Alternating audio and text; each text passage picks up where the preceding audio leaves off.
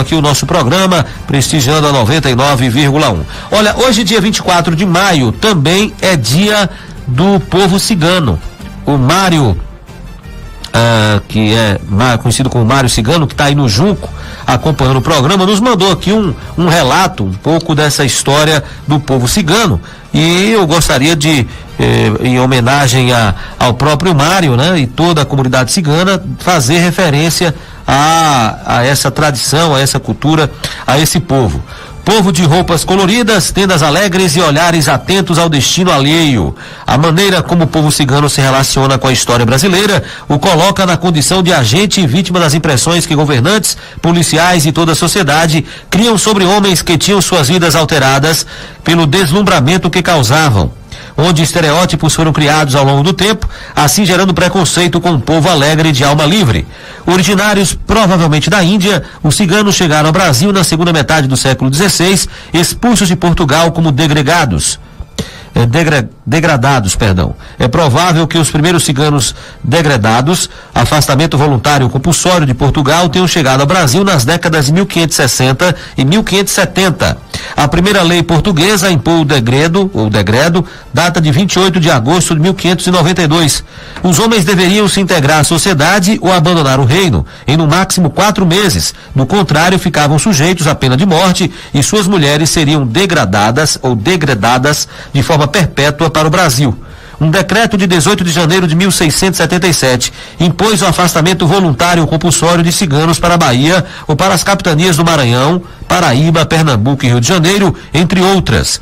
Também a deportação entre colônias foi imposta a ciganos infratores por diversas vezes e sob vários pretextos. Houve ainda tentativas de separar homens e mulheres com o objetivo da extinção dos ciganos como povo. Não se tem conhecimento de documentação que contém informações sobre a quantidade de ciganos deportados para o Brasil na época, nem para quais destinos ou por quais motivos, principalmente a partir de 1718, quando aumentou a deportação de ciganos na política portuguesa. A partir da Primeira Guerra Mundial, 1914 a 1918, houve um grande número de famílias ciganas que imigraram para o Brasil, oriundos principalmente de países do leste europeu. Ao chegar, eles se dedicaram ao comércio de burros, cavalos, ao artesanato de cobre, às atividades circenses, viviam em barracas e praticavam o nomadismo. Hoje, poucos ciganos ainda são nômades no Brasil. De acordo com dados do censo 2010 do IBGE, existem no Brasil cerca de 800 mil ciganos. Pela primeira vez foram mapeados oficialmente os acampamentos ciganos do país. A pesquisa do IBGE encontrou assentamentos em 291 cidades brasileiras, concentradas principalmente no litoral das regiões Sul, Sudeste e Nordeste, destacando-se o estado da Bahia com maior número de grupos. Vivem em tendas de lona que são geralmente montadas em terrenos baldios. Rom, Sinti e Calon. O termo cigano é uma expressão criada na Europa no século XV para designar povos nômades ou cujo nomadismo constituía a característica de seu modo de viver e que a si próprios chamam de Rom, Sinti ou Calon. Costumam-se distinguir pelo menos 3 grandes grupos. Os Rom ou Roma, que falam a língua romani, são divididos em vários subgrupos, com denominações próprias como os Calderache, Machuchaya, Lovara, Curara. São predominantes dos países balcânicos, mas a partir do século XIX migraram também para outros países europeus e para as Américas. Os Sinti, que falam a língua Sintó, e são mais encontrados na Alemanha, Itália e França, onde também são chamados de Manuk e divididos em vários subgrupos com denominações próprias, como os Gauscani, na Alemanha, Piemonteses, da Itália, italianos, Prastik, na antiga Prússia e atualmente situada em Berlim, Valstik, França. Os Sinti, que foram um grupo pequeno em termos numéricos no Brasil. Destacamos que na etnicidade Sinti o papel da família é crucial para o desenvolvimento do indivíduo. Costumamos dizer que a família é a pátria, visto que ela é responsável por nossa defesa física e espiritual, educação e relações econômicas.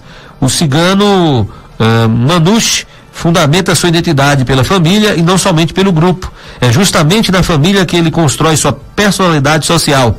A família é a rede social primária e não a relação de parentesco, como ocorre entre outros grupos. Cada cigano Manush tem no mínimo 2 nomes, um nome para lidar com o gazo, não cigano, e um nome usado pela comunidade. Os Calon ou Calé, que falam a língua caló, tido como ciganos ibéricos, vivem principalmente em Portugal e na Espanha, onde são mais conhecidos como gitanos. Devemos observar que a etnicidade do Calon, que vive aqui no Brasil, engloba as influências quando sua passagem pela Turquia, Grécia, Espanha e Portugal. Os Calon foram os primeiros a chegar ao Brasil, mas que no decorrer dos tempos se espalharam também por outros países da Europa e foram deportados ou migraram inclusive para a América do Sul. O desconhecimento que as pessoas têm dos ciganos faz com que sejam vistos por estereótipos com tratamento assemelhado ao dispensado aos bandidos e ladrões. Infelizmente, somos um povo de muita alegria e, apesar das adversidades e do preconceito que sofremos pelo modo de vida livre, a felicidade está presente em todos os momentos de nossas vidas. Lembrando que a comunidade cigana Sinti, Calon e Rom sempre estará à disposição de toda a população jacobinense. E esperamos que os estereótipos sejam rompidos, assim como as barreiras dos preconceitos.